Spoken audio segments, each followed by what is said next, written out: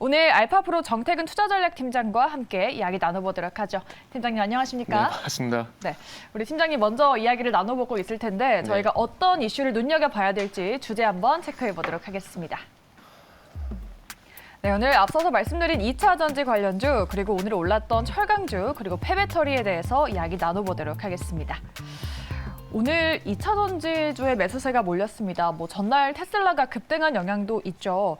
헤지펀드의 전설이라고 하는 조지 소로스가 작년 4분기에 테슬라를 많이 매집을 했다라는 이슈가 나오면서 테슬라가 무려 7% 넘게 올랐습니다. 네. 이렇게 되면은 테슬라를 살 걸이라고 또 외쳐보지만 저희는 국내 2차 전지주가 있지 않겠습니까? 네. 지금이라도 2차 전지주를 좀 눈여겨봐야 될까요? 이렇게 말씀드리게 그 효과가 얼마나 오래 갈까요라고 생각을 해야 되거든요. 그러니까 예를 들면은 지금 소로스가 테슬라의 지분을 매입을 했는데, 네. 그러니까 유명 투자자 누가 샀다더라 이렇게 해가지고 주가가 올라가는 부분이 있습니다. 근데 그게 지속이 될까에 대한 부분을 봐야 되는데, 왜냐하면은 지분을 계속해서 매입을 할 수는 없잖아요. 그러니까 이게 단발성으로 끝이 날 수가 있다라는 거죠. 그리고 또 예를 들어 보게 된다라면은 어떤 맛집에 유명한 연예인이 갔다더라. 네. 어떤 예를 들면 유재석 씨가 많이 갔다고 예를 들게요. 그러면 유재석 씨가 한번 다녀간 이후로 유재석 씨가 갔다는 이유만으로 단기적으로 며칠 올라갈 수가 있는 거거든요. 한동안 줄이 길죠. 그죠. 그런데 중요한 건 이제 그 집에 맛이 있느냐 없느냐. 그게 관건이거든요. 네. 근데 누가 왔다 갔다고 하더라도 맛이 없으면은 그다음부터는 안 가요. 그러니까 제가 이 말씀 왜 드리냐면은 네. 방금 말씀드렸듯이 소로스가 지분을 월마다 분기마다 계속 매수를 한다라면 또 이게 달라지겠지만 이건 단발성이기 때문에 그 효과가 말 그대로 단기로 끝날 수밖에 없다라는 거죠. 그렇기 때문에 일단은 그런 이슈들은 단기적으로 보는 게 맞고, 그리고 말 나온 김에 테슬라 얘기 좀 더 드리자면은 테슬라가 최근에 가격을 계속해서 인하를 하고 있거든요. 근데 그게 지금 미국이라든지 중국이라든지 독일에서 한국에도 가격 인하를 좀 하고 있는 상황인데, 가격을 올리는 게 좋을까요? 가격을 내리는 게 좋을까요? 그냥 반대거든요. 가격을 올리는 게 좋은 거잖아요. 그죠? 근데 가격을 내린다라는 것은 무슨 의미일까요? 그만큼 이제 경쟁자들이 많아지고 있다라는 거죠. 그쵸. 어디 맛집이 생겼는데 네. 똑같은 맛집이 주변에 계속 생기다 보니까 손님 안 뺏기려고 이제 가격을 내리는 거예요. 그러니까 그런 거거든요. 근데 실적으로 작년에 테슬라 같은 경우에 미국에서 점유율이 떨어졌어요. 네. 2021년도에 72%인데 작년에 65% 떨어졌거든요. 물론 65%라는 절대적인 점유율이 있긴 하지만 그 쟁쟁한 경쟁자들을 봤을 때 안심을 과연 할 수가 있을까요? 그게 본다라면은 모르겠어요. 올해가 아마 테슬라의 어떤 영업 환경이 상당히 좀 재밌어지지 않을까라는 생각이 드는데, 테슬라가 이제 목표를 하고 있는 올해 판매될 수 있는 200만 대와 그리고 가격 인하를 하지 않고 가격 그대로 다 받게 되면서 수익성까지 확보가 된다라면은 좋게 볼 수가 있겠지만, 아직까지 좀 지켜봐야 된다는 관점에서 보게 된다라면은 테슬라는 조금 더 관망을 해야 되지 않을까라는 말씀을 드리고 싶네요. 네. 좋습니다. 저희 테슬라는 조금 더 관망해보자라고 말씀을 해주셨고, 또 다른 고수를 한 분 더 모셔보도록 하겠습니다. 하이투자증권의 강남 WM센터 조희진 PB 나오셨습니다. 안녕하십니까? 네, 안녕하십니까. 네, 하이투자증권 강남 WM 조희진 PB입니다. 네, 우리 시청자분들이 또 관심 많이 보이실 것 같은데 앞으로 우리 PB님의 활약을 많이 기대해 보도록 하겠습니다. 네, 감사합니다. 네. 네. 저희가 지금 2차 전지주에 대해서 이야기를 나눠보고 있는데, 오늘 특히나 2차 전지 안에서 소재업체들이 분위기가 정말 좋았거든요. 네. 오늘 순매수 1, 2위에 포스코케미칼 그리고 에코프로가 차지를 했는데, 네. 2차 전지 섹터로 나누어 본다면 지금 시점은 이런 소재 기업들을 봐야 될지, 덜 오른 다른 쪽을 봐야 될지 우리 PB님은 좀 어떻게 보세요? 저는 여전히 소재 기업 쪽에 집중해야 된다고 생각합니다. 지금 경기 침체 우려가 짙어졌음에도 2차 전지 소재 관련주들은 견고한 상승세를 유지하고 있고, 증권사에서도 여전히 전망을 좋게 보고 있고, 수급 같은 경우도 굉장히 좋아요. 그래서 이러한 셀 메이커 업체들의 견고한 수요와 막대한 규모의 수주가 터져나왔기 때문에 현재는 전 세계 주요국들이 인플레이션 줄이기라는 명목으로 여러 정책들을 내놓고 있는데, 이에 따라 관련된 2차 전지 소재 관련주 수혜가 기대되는 상황이기에 2차 전지 관련주에 주목해야 된다고 생각합니다. 소재 업체들 위주로 눈여겨보자라는 전략을 짜주셨는데, 우리 팀장님도 같은 의견이실지 2차 전지 안에서 섹터 종목을 좀 어떻게 골라봐야 될까요? 저는 셀 업체든 소재 업체든 상관없이 두 가지를 좀 보시면 될 것 같아요. 네. 뭘 보냐면은 이제 고평가 해소, 그리고 이제 전방업체 등 셀업체들한테 투자와 연관된 기업들 좀 네. 봐야 된다 생각을 하고 있는데 무슨 얘기냐면은 뭐 이제 고평가 이 부분은 LG 에너지 솔루션을 보면 우리가 알 수 있을 것 같아요. 그 고평가라고 평가하는 기준은 여러 가지 많은 게 있어요. 네. 근데 그 중에서 퍼라는 관점에서 보게 된다라면은 LG 에너지 솔루션의 퍼가 되게 높아요. 그쵸. 그러니까 100배 정도 되는 거잖아요. 근데 예를 들게 되면 삼성 바이오로직스가 지금 퍼가 한 88배 정도가 되거든요. 근데 지금 2020년 이후에 추가적인 상승이 안 나와요. 맞아요. 물론 추가적인 상승이 안 나온 이유가 여러 가지가 있겠지만 뭐 많은 이유 중에서 퍼를 한번 한번 대입을 시켜보게 된다라면은 퍼 기준은 고평가라는 거죠. 그러니까 LG 에너지 솔루션도 개인적으로 그런 고평가관이 놓여 있다고 봐지기 때문에 올해 실적이 잘 나온다고 하더라도 이게 뭐 200% 성장, 300% 성장 아니면은 고평가 해소가 안 될 가능성이 높거든요. 네. 그렇게 본다라면은 개인적으로 LG 에너지 솔루션보다는 고평가가 좀 해소가 될 만한 기업인 삼성 SDI 쪽으로 보는 게 맞는 것 같고 테슬라의 어떤 리스크에서 조금 한 발짝 물러날 수가 있는 네. 삼성 SDI가 좀 맞지 않을까 생각이 들고요. 그리고 이제 설비 투자 쪽으로 보게 된다라면은 최근에 그 아시겠지만 SK온이 지금 어디죠? 천안 공장인가요? 거기 네. 증설 지금 진행하잖아요. 그러니까 전방 업체들의 어떤 매출과 상관없이 투자를 진행하게 된다면 거기에 낙수 효과가 좀 기대가 될 수 있기 때문에 그런 기업들의 어떤 낙수 효과가 기대되는 기업들이 장비 업체들인데 개인적으로 이제 SK온 쪽 같은 경우는 이제 뭐 윤성 FNC라든지 유일 에너테크라든지 이런 기업들이 이번에 증설을 하게 되면서 이 SK온이 1차 밴드로 데려가는 종목들이거든요. 근데 네. 윤성 FNC라든지 유일 에너테크 같은 종목들은 아직 시장에 많이 노출이 안 됐어요. 그렇기 때문에 그런 종목들 쪽으로 한번 공략을 해보게 된다라면 좋지 않을까 생각이 들고 그래서 네. 결론은 뭐냐면 2차 전지 업종을 전반적으로 다 보는 것보다는 방금 말씀드렸듯이 어떤 포인트에 맞춰서 뭐 예를 들면 고평가 해소가 되고 있다라든지 아니면 뭐 전방업체 설비 투자 같은 수혜가 된다라든지 이런 관점에서 개별적으로 접근한다라면은 조금 더 2차 전지 내에서 승률은 좀 높지 않을까라는 말씀 드려야 될 것 같아요. 네. 2차 전지 종목에 대해서 정말 자세한 전략을 세워두셨는데 우리 PB님도 2차 전지 소재 쪽으로 눈여겨보고 있다라고 말씀을 하셨잖아요. 좀 네. 특별하게 최근에 눈여겨보고 계시는 종목군이 있을까요? 저 같은 경우는 이런 셀메이커 중에서는 방금 말씀해주신 삼성 SDI나 뭐 LNF 같은 대표주들을 눈여겨보고 있는데요. 이게 지금 전방 시장이 둔화 우려가 있는데 이런 거에도 불구하고 고객사의 물량 요청은 커지고 있고 네. 이제 공급 계약 같은 경우도 10년간의 중장기 공급 계약으로 표현되면서 이러한 수요가 많아지고 있는데 고객사들이 안정적인 물량 확보를 더 중요시 여기기 때문에 일정 수준 마진도 보장되고 또 고객사를 다변화하고 있어서 특정 업체의 의존도를 낮추고 뭐 네. 기술 격차 등 차별점으로 대체하기 힘든 포지션을 구축하고 있기 때문에 삼성 SDI랑 LNF를 추천드리고 또 LNF 같은 경우는 테슬라를 최종 고객사로 가지고 있잖아요. 그래서 업종 내 수요가 견조하다고 보는 상황에서 두 개의 경쟁사를 추천드립니다. 네. 뭐 두 분 다 그래도 삼성 SDI를 눈여겨보자라는 공통된 의견으로 정리를 해볼 수 있겠습니다. 이렇게 오늘 핫했던 2차 전지 관련주에 대해서 다뤄봤고요. 다음으로는 철강주도 이야기 나눠보도록 하겠습니다. 철강주가 오늘 강세를 보였죠. 일단 업황을 전체적으로 보면은 올해 좀 업황이 좋은 건지 뭐 중국의 리오프닝 또 튀르키의 지진 같은 이런 이슈들로 인해서 철광석 가격이 상승을 하고 있다라고 하던데 네. 이게 뭐 계속할 이슈일까요? 그거는 이제 저 개인적으로는 중국이 좀 변수가 될 것 같아요. 리오프닝이 확정이 된 거 아닙니까? 리오프닝 확정된 게 아니라 이미 네. 리오프닝은 진행이 되고 있는 거죠. 그러니까요, 예. ING도 진행형이라 봐야 되겠죠. 그런데 지금 어쨌든 그렇게 하게 되면서 이제 그 민간 소비 중심에서 이제 경기가 개선이 되는데 결국 소비가 되려면은 네.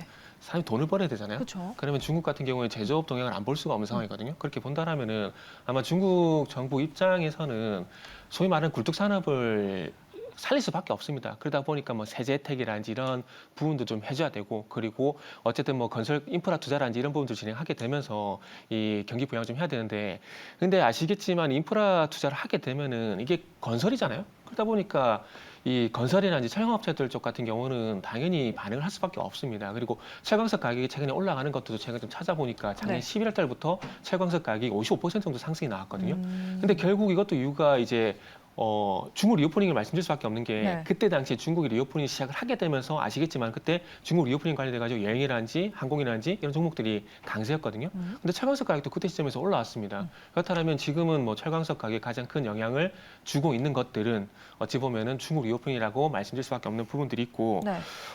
그리고 이런 부분을 감안을 해보니까 최근에 건설용 철강 수요 증가에 대한 기대감도 있는데 이게 우리가 철강설이나 이제 철강 가격을 할 때 현물 가격을 보는 것도 있지만은 선물 가격도 보는 게 있습니다. 근데 네. 선물 가격을 또 왜 말씀드리냐면은 이거는 실적으로 현물에서 많이 사는 거니까 수요적인 요인도 분명히 플러스가 되겠지만은 네. 거기에 또 어떤 요인이 있냐면은 심리적인 요인이 있어요. 그러니까 앞으로 철강석 가격이 올라갈 것 같으니까 철강 선물을 매수를 하게 되는 거죠. 그렇게 하면서 철강 가격이 올라가는 부분들이 있거든요. 그러다 보니까 최근에 뭐 중국의 상해 같은 경우는 철근이나 연료 가격이 올라가고 있는데 이렇게 되면서 철강 가격은 웃을 수밖에 없는 부분들이 있겠죠. 지금 작년에 후판 가격을 인하해 주는데 이번에 또 상반기 들어서 철강 업체들이 또 인상을 한다는 얘기가 있거든요. 이렇게 본다면 철강 업체들은 웃을 수가 있지만은 또 반대로 조선 업체들 같은 경우는 이제 흑자 수주가 돼가지고 이제 흑자 전환을 하려고 그러는데 네. 또 철강석 가격에 발목을 잡겠구나라는 우울할 수가 있는 부분들이 있고요. 그리고 이 건설업체들 같은 경우에는 지금 어쨌든 이 철근 이 가격이 올라가게 되면서 소위 말하는 건축비가 올라가는 부분들이 있거든요. 그래서 지금 국내에는 어떤 철근 수요가 감소를 하고 있는 부분들이 있는데 그럼에도 불구하고 건설업체들 대비해서 철강업체들 같은 경우에는 수요가 줄어드는 것들을 가격 인상으로 케어가 좀 가능한 부분들이 있기 때문에 철강업체들 같은 경우는 이래나 저래나 뭐 좋을 수밖에 없는 상황이라고 말씀드려야 될 것 같아요. 네. 뭐 철강 가격 상승이 이어질지에 대해서는 지켜봐야 된다. 중국의 제조 현황이 중요하다라고 하셨는데 오늘 대장주인 포스코홀딩스가 좋은 모습을 보였어요. 뭐 다른 철강주 대비해서도 포스코홀딩스가 유독 뛰고 있는 모습이었는데 뭐 그 이유가 뭔지 리튬 사업 진출한다는 이슈 때문일까요? 네, 포스코홀딩스 같은 경우는 어제 발표된 그 미국 리튬 사업 추진 이슈로 철강주 중에서도 상승세가 가장 높은데요. 네. 또 이게 철강주 전체가 지금 정부 및 기업 주도의 리쇼어링과 투자가 확인되면서 힘을 받고 있다고 생각을 해요. 네. 또 앞에 말씀해 주신 거에 덧붙여서 말씀드리면 이게 철강 시황에 있어서 가장 중요한 국가는 중국인 거 다 아시잖아요. 네. 그래서 현재 철강주가 오르는 이유는 저는 중국 또 터키 지진 발생에 따른 수급 및 수출 영향이 일부 있다고 보는데 먼저 3월 양해 이후 중국 경제 정상화를 위해 소비 진작과 부동산 부양에 정책 초점을 맞출 것으로 전망되고 또 여기서 중국 때문에 왜 철강 시황이 오르냐를 자세히 살펴보면 네. 첫 번째로는 중국의 1월 기업 대출 증가율 급증에 따른 정부나 기업의 수요 회복세가 확인됐고 또 건설기계나 인프라 건설주 같은 중국 산업재 턴어라운드와 또 마지막으로는 방금 말씀드린 양해 직전 시클리컬 기대감이라고 뽑을 수 있습니다. 그래서 그중에서도 네, 방금 말씀드렸다시피 이러한 테마성도 좋고 또 미국에서 사업 추진한다고 발표된 포스코 홀딩스 같은 경우가 주가가 급등한 것 같습니다. 네. 철강주 안에서 포스코홀딩스뿐만 아니라 오늘 뭐 대형주들 동국제강이나 현대제철 같은 종목들은 상승이 나왔고 반대로 중소형주들이 두각을 나타내지는 못했거든요. 네네. 뭐 오늘 부각을 받았던 대형주를 위주로 봐야 될지 우리 팀장님은 어떤 전략 세우시겠습니까? 그건 이렇게 보시면 될 것 같아요. 그러니까 철강석 가격이 올라가게 되면은 네. 일단은 뭐 쉽게 말씀드리면 만드는 업체가 먼저 수혜라고 보시면 될 것 같아요. 우리나라 중소형 제강사들 같은 경우에는 현대제철이라든지 그리고 포스코 쪽에서 네. 1차로 가공된 제품을 가져와서 완전 가공을 하고 난 다음에 이제 제품을 공급하는 대리점 역할을 하거든요. 그렇기 때문에 1차적으로 이제 선생님 말씀드렸듯이 그래서 1차적으로 이제 가격이 올라가게 되면은 포스코홀딩스라든지 현대제철, 동국제약이 1차적 수혜가 네. 되는 거고 이제 뭐 중소형주들 같은 경우는 아마 시간차를 두고 반등이 나올 겁니다. 반등이 나올 거고 어쨌든 이게 뭐 사이클이라는 게 이게 금방금방 반영이 되는 것이 아니거든요. 네. 그리고 철강이 무겁잖아요. 무겁기 때문에 죄송합니다. 우스갯소리 드렸어요. 무겁기 때문에 어쨌든 그런 것들이 1차적으로 반영이 되고 생산 단가에 반영이 되게 되고 이 생산 단가가 중간 유통 가격까지 가는 데는 시간이 있기 때문에 아마 그리고 오늘 중요한 건 또 시장이 그렇게 좋지는 않잖아요. 그렇기 때문에 아마 이런 것들도 그러니까 오늘 제가 시장이 좋지 않다는 것들을 말씀드린 이유가 뭐냐면은 네. 코스닥 기준으로 보게 되면 오늘 하락 종목 수가 1279 종목이에요. 하락 종목 수가 1200개가 넘어간다는 건 시장 심리가 그만큼 안 좋다라는 거거든요. 그렇죠. 그럼 시장 심리가 안 좋다라는 것은 이게 결국 중소형주에 영향을 줄 수밖에 없다라는 거죠. 그렇게 본다라면은 대형주들은 잘 버텨준 거고 그 중소형주들 같은 경우는 시장 투자 심리에 좀 크게 영향을 좀 받았다라고 보는 게 맞을 것 같습니다. 일단 철강을 만드는 대형주가 먼저 움직이고 나서 2차적으로 후발주로 뭐 중소형주들의 반등이 나오지 않을까라고 말씀을 해주셨습니다. 이렇게 철강주에 대한 자세한 전략까지 저희가 만들어봤고요. 마지막으로는 폐배터리 이슈도 체크해 보도록 하겠습니다. 유럽에서 미국의 IRA 비슷한 법안으로 CRMA를 도입 준비하고 있다고 하는데요. 이게 뭐 2차 전지주뿐만 아니라 폐배터리 관련주에 정말 많은 수혜를 줄 것이다라는 전망이 나오고 있던데 우리 PB님 어떻게 보십니까? 이거 지금 핵심 원자재법이라고 지금 CRMA가 주목받고 있잖아요. 그래서 유럽연합이 다음 달 14일에 관련 법안을 발표할 예정인데 이게 핵심 광물 원자재 수급 안정을 위해서 중국이나 러시아에 대한 의존도를 낮춘다는 게 핵심이죠. 또 EU 영내에서 생산된 리튬, 히토류 등 원자재가 사용된 제품에 한해 세액 공제랑 보조금 혜택을 주는 내용이 담길 것으로 예상하고 있는데요. 네. 여기서 말하는 정책 방향은 크게 두 가지인데 유럽 내 핵심 광물의 생산이 제한적이기 때문에 우선 여기에서 수입을 하지만 수입국을 다변화함으로써 특정 국가에 대한 의존도를 낮추고 또 리사이클링을 통해 일정 부분을 자체 조달하는 방식이 예상되죠. 네, 여기서 지금 폐배터리가 주목받고 있는 것을 알 수 있는데요. 네. 이게 폐배터리 리사이클링 분야가 가장 큰 영향을 받을 것으로 예상되는 이유는 전기차 배터리를 생산할 때 폐배터리 리사이클링을 통해 추출한 원자재가 일정 비율 이상 포함되도록 하는 의무화하는 조치가 시행될 것으로 전망되기 때문이죠. 또 이렇게 지난해 3월 같은 경우도 네. EU 배터리 법안을 채택하면서 배터리 법안의 적용 대상을 확대하고 폐배터리 회수율 목표도 한층 강화했죠. 또 법안에 따르면 이게 뭐 산업 및 전기 자동차용 배터리의 경우 2030년부터 코발트, 납, 니켈 물질의 재활용 원료 사용이 일정 비율 의무화되고 2035년부터 해당 비율 증가 예정이에요. 그래서 이게 중요한 이유는 이제 산업이 본격적으로 개화하기 전인 분야인 만큼 정책적으로 우리나라 같은 경우에는 모호한 내용이 상당히 많은데 뭐 EU가 폐배터리 리사이클링 분야에 대해 선도하면서 정책적인 가이드라인도 제시할 가능성도 있기 때문에 이게 산업이 안정화되기 위해서는 폐배터리 산업에 관한 이런 CRMA 법안에 집중해야 된다고 생각합니다. 네. 말씀하신 대로 이 법안이 2030년부터 시행되는 거라서 너무 빠르게 반응한 거 아닌가 싶은데 오늘 뭐 폐배터리 사업을 하고 있는 코스모 화학이 좀 크게 오르기도 했고 성일하이텍이나 세비템 같은 종목들도 조금은 상승이 나왔습니다. 이러한 종목들 아직 본격적으로 개화하지 않은 분야인데도 움직이는 모습을 보고 어떤 생각이 좀 드셨나요? 일단 뭐 그렇게 판단 안 하셔도 될 것 같아요. 오늘 흐름을 보게 되면 상승이 나온 건데 오늘만 볼 게 아니라 최근 흐름을 같이 보시면 좋을 것 같아요. 어차피 폐배터리 같은 경우에도 최근에 뭐 LG에너솔루션인지 아까 말씀하신 LNF라든지 첨보 같은 종목들이 상승하게 되면서 동반적으로 좀 반등이 나온 부분들이 있기 때문에 뭐 최근 2차 전지가 동반해서 움직였다 보시면 될 것 같고 그리고 이제 앞으로 뭐 수혜 같은 경우는 말씀하셨듯이 2030년부터 시작이 되는 부분들이 있고요. 그리고 또 가장 중요한 건 이게 IRA와 마찬가지지 유럽 내 기업들의 특혜를 주겠다라는 거잖아요. 네. 그렇기 때문에 유럽에 또 진출해 있느냐 이게 또 중요한 거거든요.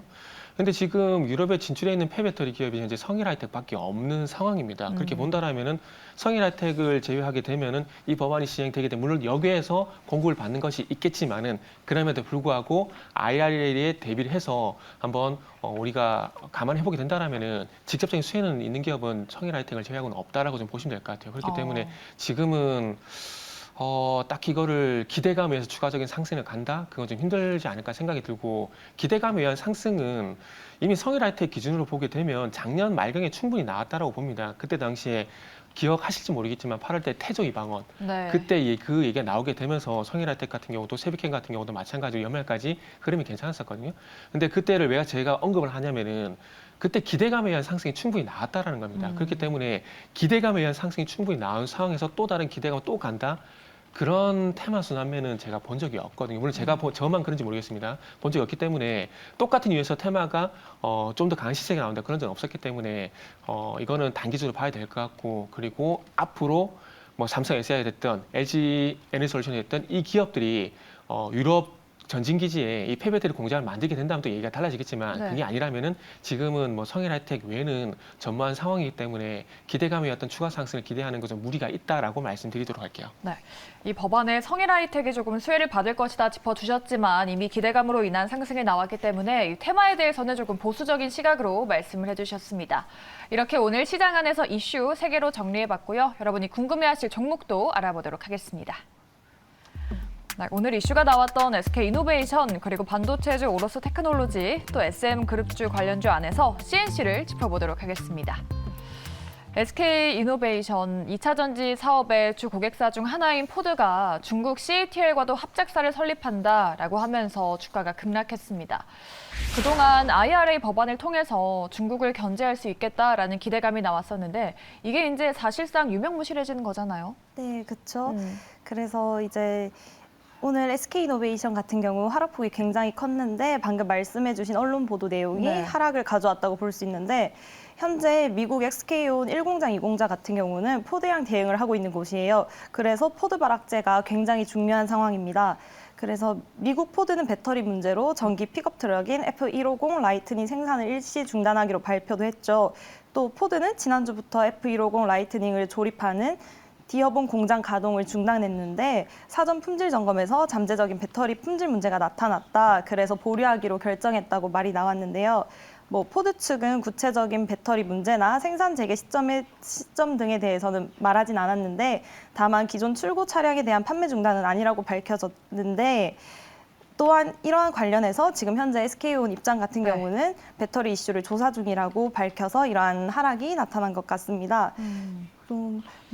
또 SK이노베이션 같은 경우는 또 4분기 이익 같은 경우도 굉장히 컨센을 화해한 걸로 알고 있는데 또 이러한 SK온 문제뿐만 아니라 또 유가 하락에 따른 재고 효과, 일회성 비용 반영 등으로 4분기 실적이 안 좋았다는 점, 또 특히나 정유도 부진하고 SK온 같은 경우도 신규 공장 가동으로 분기 최대 매출을 달성했는데 네. 조지아 2공장 조기 가동에 따른 초기 비용이 발생해 영업 적자폭도 커지고 이러한 악재들이 겹쳐 주가가 많이 하락한 것 같습니다. 그러면 실적이 이제 빠르게 정상화될 것이다라고 말씀을 해주셨으면은 SK이노베이션 주가가 다시 반등할 거다라고 보시는 걸까요?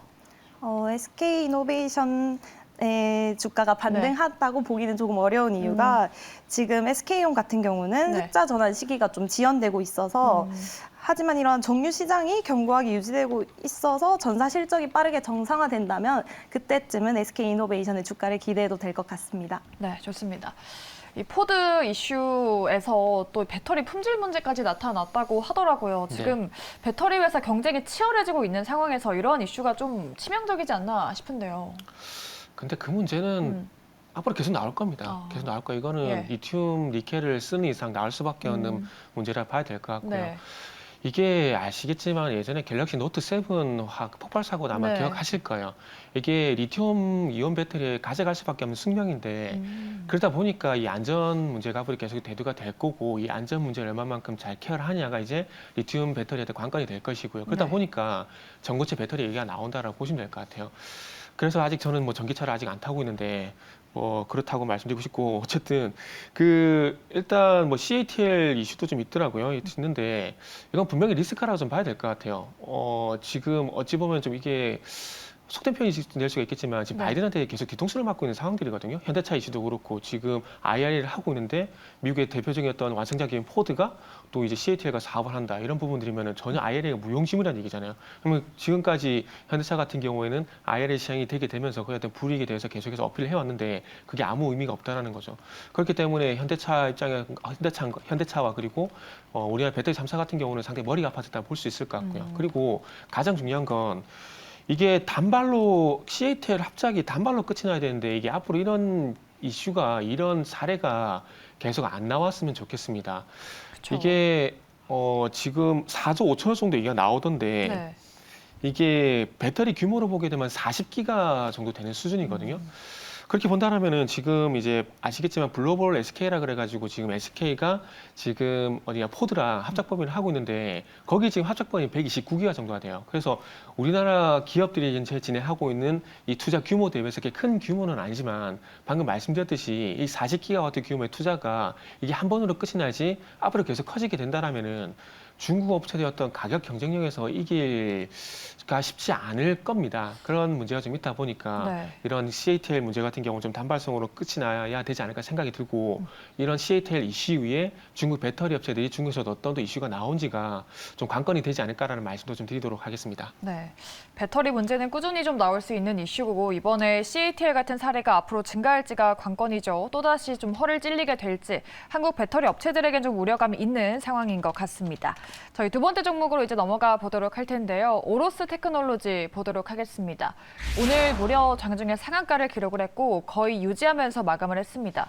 어떤 이슈로 올랐는지 뚜렷하게 나오진 않았지만 이전에 삼성전자 관련주로 움직였던 적이 있어서 이번에 삼성전자가 반도체에 투자를 진행하겠다라는 소식이 나오면서 추가적으로 기대감을 만드는 상황이죠. 네, 오늘 이렇게 상한가까지 기록했었던 가장 큰 이유는 이게 삼성전자가 자회사인 삼성디스플레이로부터 20조 원을 빌려 반도체 투자한다는 소식이 전해졌기 때문을 가장 큰 이유로 추측하는데요. 이게 삼성전자 같은 경우는 전날에 운영자금 확보를 위해 20조 원을 단기 차입한다고 밝혔고 또 지난해 같은 경우에도 이미 47조 9천억 원을 투자했고 이와 비슷한 규모의 투자를 이어간다는 방침을 보였기 때문에 네. 이러한 공시는 이를 반도체 투자에 대한 의지를 확인할 수 있으며 대표적인 경기 민감주 반도체주의 바닥 신호로 확인할 수 있다는 의미로도 보여서 뭐 오로스 테크놀로지를 비롯해서 관련한 반도체주가 오른 것 같고요. 또 이게 또 보자면 인공지능 관련주 부각과 함께 뭐 어제 방송에서 봤는데 K칩스법 통과 기대감에도 반도체 소재 및 소공정 업체들의 주가가 강세를 보인 가운데 지금 오로스 테크놀로지 같은 경우는 이게 전공정 계측 장비 생산 기업인데 이게 국내에서 유일하게 반도체 웨이퍼 계측 기술을 보유하고 있어서 오늘 이러한 시장 상황에서도 유독 주목을 받은 것으로 보입니다. 네, 그렇죠. 반도체 뭐 한파다 했는데 이제 좀 봄이 오는 것 같습니다. 뭐 K칩스법도 말씀해 주셨고 오로스 테크놀로지가 그렇다면은 오늘 뭐 상한가를 기록했다가 조금 윗꼬리를 달았지만 내일도 주가가 좀 반응을 해줄 수 있을까요? 저는 충분히 조정시 매수해도 된다라고 좀 말씀드리고 보고 네. 싶고 이게 항상 주식이라는 게 어떤 정밀적 분석이라든지 그리고 객관적 증거로서 말씀을 드려야 되는데 예.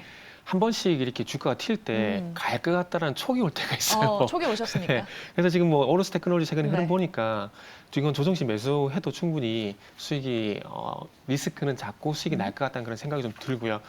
어쨌든 이 부분 아까 2차 전지 때 한번 잠시 말씀드렸는데 설비 투자 전방업체의 설비 투자 말씀드렸잖아요. 네. 그러니까 결국 이제 K칩스가 반도체 특별법인데 이게 결국 설비 투자 내용이거든요.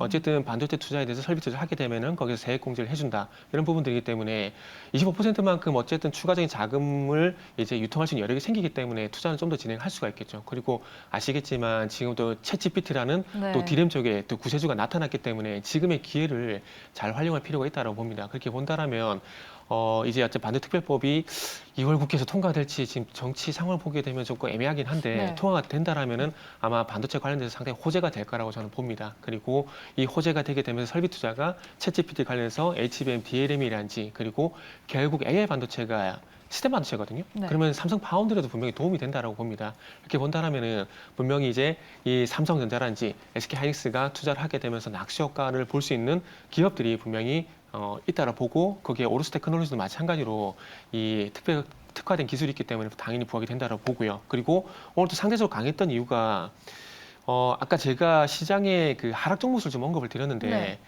시장이 안 좋을 때는 시장에서 항상 대안을 찾을 수밖에 그쵸. 없거든요. 그러다 보니까 제가 볼 때는 오로스 테크놀로지가 아마 요 종목도 따지고 보면 상장한 지 얼마 안 됐다라고 봐도 될 것 같아요. 다른 반도체 기업들 대비해서는. 물론 2021년도에 이게 증시가 상장이 됐기 때문에 2년 정도 지난 기업을 안 됐다고 보기는 어렵지만 그럼에도 불구하고 다른 반도체 기업들과 비교해 봤을 때는 어쨌든 상장한 지 얼마 안 됐기 때문에 아마 그런 생소성도 아마 제가 봤을 때는 반영이 됐다고 봅니다. 그래서 여러 가지 이유가 있을 것 같은데 제가 이 판단하는 오로스 테크놀로지 오늘 상승 이유는 시장에서 찾는 것이 맞다. 시장이 안 좋다 보니까 조금 대안이 될 만한 종목이 없을까라는 네. 종목을 찾다 보니까 오로스 테크놀로지가 좀 부각이 됐다라는 말씀드리고 싶네요. 알겠습니다.